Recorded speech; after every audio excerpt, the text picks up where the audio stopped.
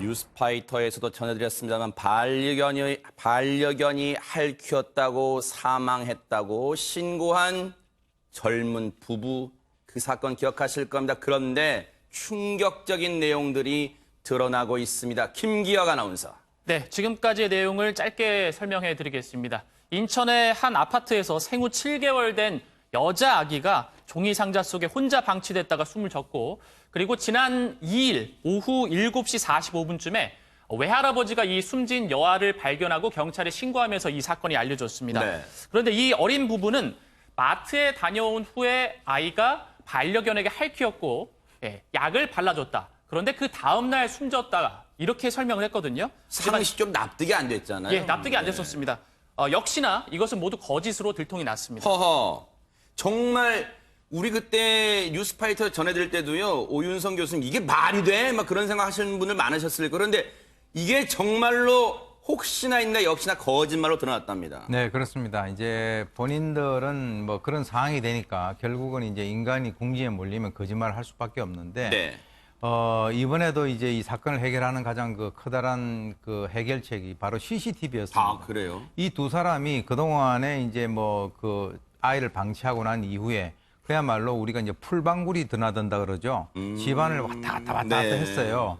그러니까 이제 이 사람들이 얘기하는 모든 어떤 그 진술들이라고 하는 것이 자신들이 집안에 들어갔다 나왔다 하는 이런 것들이 CCTV의 어떤 시간대하고 다 이게 일치가 돼야 되는데 아하. 결국은 뭐 이제 그 들어가는 그 장면 나오는 장면의 이거 시간대하고 네. 본인들이 얘기를 하는 거하고는 전혀 맞지 않아 가지고 네. 결국 이제 거짓말로 드러난 것이죠. 하하.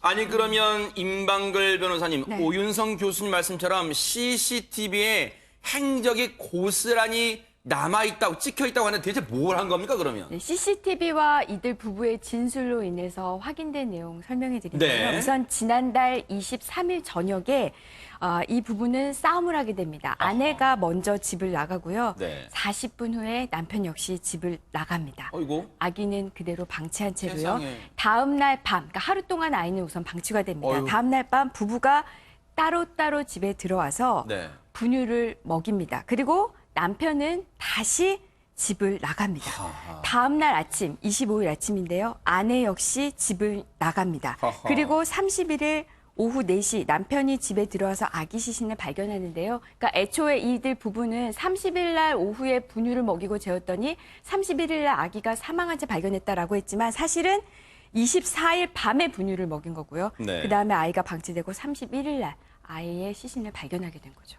그러면 25일 날 다시 집을 나갔으니까 지금 엿새 동안 방치가 된 셈이에요. 세상에 생후 7개월 젖먹입니다. 젖먹이를 6일이나 엿새 동안이나 방치했는데 근데 사실은 이걸 신고한 사람 정말 싸늘한 주검이 된 채 발견된 이 아이를 신고한 분은 김기혁 아나운서. 사실 이 아이의 외할아버지였잖아요. 맞습니다. 사실 이 부부가 25일 오전 7시부터 그러니까 31일 오후 4시 15분까지 방치를 한 겁니다. 진짜, 네. 예. 이 아이를 아무도 케어하지 않고 있었고 네. 그 주변엔 반려견들이 그대로 있었습니다. 네. 그런데 31일 네. 이제 외할아버지가 네. 이 집에 오게 되면서 네. 예. 지난 2일이었죠. 지난 네. 2일에 외할아버지가 이 집에 방문을 하게 되면서 아기가 숨져 있는 걸 발견하게 된 거죠. 네. 그 사이에 사실은 이 외할아버지가 신고를 하게 된 것은 지난 2일인데 그 사이 또 하루 이틀 시간에 또 무슨 일이 일어났잖아요, 장희영 교수님. 네, 그러니까 앞서 임방글 변호사가 31일까지 6일간 방치를 했다라고 그렇죠. 말씀하신 이유가 뭐냐면 31일이 바로 이 부모 중에 아빠가 들어와서 아이가 숨진 거를 사망한 날입니다. 그러니까 사실 네. 31일 4시 15분에 남편이 집에 들어와서 자기 아이가 숨진 걸 발견했다라는 것이 정확히 그 전에 네. 사망했을 확률이 당연히 있는 거죠. 그렇죠. 그리고 나서 아이가 숨진 다음에 어떻게 했느냐? 다시 나갑니다. 신고를 하는 것도 아니고 병원을 어떻게 하는 것도 아니고 그냥 그 집을 나가고요. 아내에게 전화가 오는데 아내한테 집에 들어가지 마라라고 남편이 이야기를 하고 아내가 네. 왜 그러냐? 남편 그냥 말 들어라. 아마도 이 진술대로라면 뭐 아내가 이 시신을 보는 걸 원치 않았던 것 같습니다. 그리고 네. 그날 밤 10시에 아내가 왜 집에 들어가지 말라 그러지? 이 상황에서 밤 10시에 그날 아내가 집에 들어갑니다. 네. 그래서 그날 31일 밤에 아내도 확인을 한 거죠. 자기 네. 아이가 죽었다라는 것을. 그리고 10분 만에 이 아내도 역시 똑같이 집을 나와서 회피를 합니다. 그리고 다음 날이 이제 이번 달 1일이 되는데요. 네. 부부가 같이 집에 들어가서 1시간 동안 머뭅니다. 아마 네. 그 안에 둘이 뭐 연락이 있었겠죠. 우리 아이가 죽었는데 어떡할까 저떡할까. 그래서 같이 들어가서 다시 1시간 동안 1시간 후에 나와서 이 둘이 모텔에 가서 지내게 되고요. 네. 그리고 그 다음 날인 6월 2일에 외할아버지가 가서 이 시신을 발견하고 신고를 하게 된 겁니다. 집에서 나와서 모텔에서 같이 지냈답니다. 뭔가 이 사건에 대한 입을 맞추기 위해서 뭔가 앞뒤를 맞추기, 알리바이를 맞추기 위해서 갔을 수 있다. 이런 생각을 해볼 수 있잖아요. 이 사람이 그 비정한 21살의 아빠란 사람입니다. 저 사람이에요. 그런데 이 사람은 18살에 이 사람도 비정한 엄마란 사람이에요. 그런데 이 사람들 대체 왜 이런 짓을 천인공날 짓을 저질렀답니까? 생후 7개월 젖먹이에게요. 처음에는 뭐 이틀 동안 집 비웠다 정도로 이야기가 끝났었잖아요. 그러니까 이틀 정도 방치된 것처럼 마치 꾸몄잖아요. 뭐 하루 만에 아이가 숨졌다라고 이야기를 했었고요. 근데 알고 봤더니 이래 긴 시간 아이를 이제 거의 아사로 죽이게 셈이 되어버린 건데요. 경찰 관계자의 말에 따르면 평소에도 이 둘이 부부싸움이 많았다라고 하고요. 네. 자, 아내는 이렇게 말을 합니다. 아이 양육 문제도 있었고 남편이 외도를 해서 평소에도 자주 부부싸움을 했다. 그리고 나서 부부싸움을 하고 남편이 나가건 아내가 나가고 나간 이후에는 왜 방치했느냐. 둘 중에 누군가는 와서 아이를 돌보겠지라고 서로 떠밀다가 결국 이런 일이 벌어졌다라고 현재까지는 말하고 있습니다. 참 정말로 어디서부터 뭘 어떻게 비난을 해야 될지 정말 손댈 수가 없어요. 최명규 원장님, 한다는 말이 아이 양육 문제뿐 아니라 남편의 외도와 잦은 외박 문제로 다툼 많았다. 21살에 결혼했는데 아내는 18살인데 남편의 외도, 잦은 외박 문제, 그리고 평소에도 부부싸움을 자주 하고. 최명규 원장님, 이게 이유가 된다고 생각하십니까? 그렇다고 젖먹이 7개월 된 아이를 두고 그냥 자기들끼리 몰라, 네가 봐, 네가 애기 봐, 난 몰라 하고 그냥 이런 식으로 나오는 거예요, 집을? 서로 놀고 싶은 생각만 있는 거지 서로 아이를 갖다 돌보고 싶은 생각이 전혀 없는 거예요. 그러나 저는 얘기는 이렇게 하고 이들이 명시적으로 뭐 문자나 메시지나 SNS에 아이를 우리가 없어졌으면 좋겠다라는 거를 남기진 않았다 그래도 무의식적으로는 둘이서 심리적으로 공모를 한 부분도 있다고 생각이 돼요. 네. 결국은 여성의 입장에서나 이 남자의 입장에서나 아이가 없으면 헤어지고 싶은 거예요. 그러나 헤어졌을 때 아이를 돌봐줄 사람이 없는 거예요. 네. 그리고 본인이 아이를 책임지게 되면은 본인은 지금 아이를 책임지게 되면 자기 맘대로 놀지 못하는 거예요. 그러니까 둘 다 심리적으로는 아이가 없어지고 우리는 자유롭게 되고 그러면서 서로 헤어지고 싶었는데 아이 때문에 헤어지지 못하고 아이 때문에 스스로 족쇄가 된다고 생각하니까 둘 사이에서 서로 아이가 없어졌으면 하는 마음이 있어서 심리적으로 공모가 된 거고요. 네. 이들이 사실은 반려견한테 처음에 책임을 모였지만 결국 마지막까지 아이 옆에 그래도 마지막 순간까지 아이 옆에서 지켜주고 돌봐준 거는 어쩌면은 이 부모가 아니라 반려동물일 수도 있다는 생각도 해봐요. 그럴 수도 있다는 생각도 드냐, 진짜. 그런 생각도 해볼 수 있을 거예요, 충분히. 그런데 오윤성 교수님, 엿새 동안 25일 날 집을 나간 다음에 30일 날 이 발견할 때까지 엿새 동안 자기들끼리는 그나마 가끔 연락을 취했는데 그 연락 내용을 보니까 아이에 대한 언급은 전혀 1도 없었대요, 1도.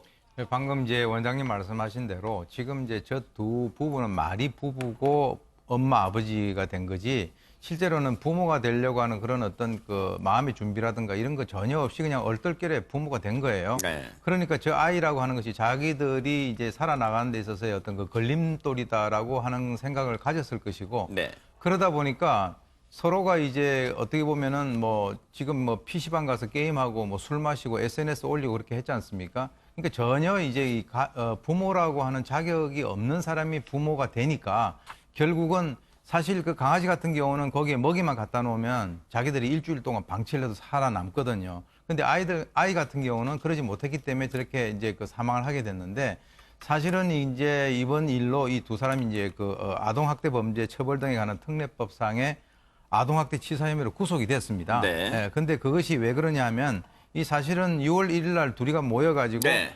대책을 강구하고 그랬지 않습니까? 이게 죄질이 상당히 좋지 않고 여러 가지 아하. 이유로 인해서 결국 이제 구속이 됐습니다. 네. 지금 임방글 변호사님, 혹시 시청자분들 중에는 근데 엄마는 18살인데도 구속을 하는 또 부부가 같이 구속되는 경우는 흔치 않은 것 같은데 왜 구속을 했을까 또 궁금증 가지시는 분도 계실 것 같아요. 그렇죠. 지금 엄마 나이가 18살이거든요. 소년법상 소년은 이제 19세 미만이니까 소년법상 소년에 해당을 합니다. 근데 이제 많은 분들이 소년은 잘 구속이 안 되는 걸로 알고 있는데 이렇게 생각하셨겠지만 소년이라고 모두 구속이 안 되는 건 아니고요. 지금 아동학대 치사거든요. 이게 법정형이 무기징역 5년 이상의 징역입니다. 우리가 형법상 살인죄가 사형 무기징역 5년 이상의 징역이거든요. 그러니까 아동학대 치사는 살인과 거의 비슷하게 보는 거고 다름없어요. 굉장히 중한 죄를 저질렀고요. 네. 또 처음에 붙잡혔을 때 아니라고 했습니다. 이거 뭐 방치된 것도 아니고 반려견이 핥혀서 이랬다 뭐 이런 식의 이야기를 했기 때문에 범인의 범행을 또 전면 부인하고 있고요. 이런 상황에서 만약에 구속을 안 한다면 도주의 우려가 굉장히 높겠죠. 구속 사유가 충분해서 구속이 됐습니다. 네. 그런데요, 두 사람이 이 아빠와 엄마라는 사람이 구속된 것에 대해서 아마 많은 시청자분들은 아마 당연한 조치라고 생각하실 수도 있어요. 그런데 이 와중에요, 이 철없는 엄마의 그동안의 행적, SNS를 통해 공개된 내용이 더 공분을 사고 있다는데 김기혁 아나운서 대체 내용이 뭡니까? 네, 이 18세 철없는 모친 25일 오전부터 집을 비우면서 딸아이를 방치하게 됐습니다. 그런데 25일 이후에 본인의 SNS에 사진과 글이 올라옵니다. 네. 그런데 그 사진은 술자리입니다.